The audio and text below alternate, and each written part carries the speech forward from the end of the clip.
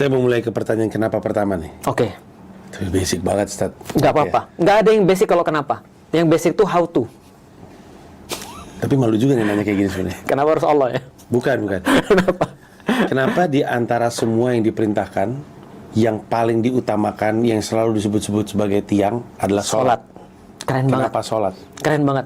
Jadi gini, setiap Gue malu budak, nih ngomong kayak gini. nggak apa-apa, itu bagus banget. Karena, Mas, banyak orang yang punya pertanyaan yang sama, tapi mereka nggak mau nanya. Makanya ada sebuah peribahasa Cina mengatakan, Sung Shang Sung, bukan. Kaget juga gue. Masih ada Cina aja nih gue lihat. Ada pepatah Cina mengatakan, siapapun yang malu bertanya untuk 5 menit, maka dia akan malu seumur hidupnya. Jadi kebanyakan kita tuh justru mereka bahkan nggak punya jawaban atas kenapa mereka harus bertanya. Nah, termasuk pertanyaan-pertanyaan kayak gini, ini penting banget. Kalau sederhana begini, kalau aku secara pribadi ya, setiap budak itu harus punya sesuatu yang menandakan bahwa dia itu budak. Dan bahwasanya Allah itu adalah majikan. Jadi contoh ya, kalau Mas hire seorang karyawan, maka dia hanya menjadi karyawan Mas kalau Mas kasih tugas kepada dia. Tapi kalau Mas cuma hire dia, terus kemudian dia masuk ke kantor, Mas nggak pernah nyuruh dia nih, maka dia bukan karyawan, karena dia tidak berkarya. Berarti dia menjadi seorang budak kalau disuruh-suruh sama majikannya. Sesederhana itu sih. Maka koneksi itu tercipta ketika kita disuruh-suruh.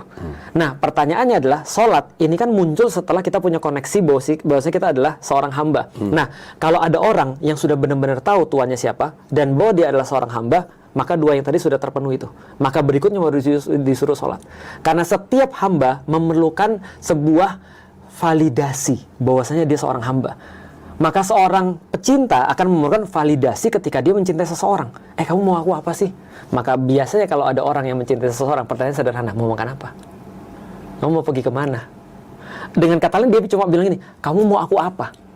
Maka ketika dia sudah punya rasa cinta itu, koneksi itu, maka dia bilang sama Allah, ya Allah, aku harus apa? Allah bilang, koneksimu terhadap aku yang paling penting adalah sholat. Maka pertanyaannya berganti, karena kita sudah menyelesaikan kenapa, pertanyaan berganti menjadi bukan kenapa harus sholat, tapi pertanyaan adalah bagaimana cara sholat yang menyenangkan Engkau ya Allah.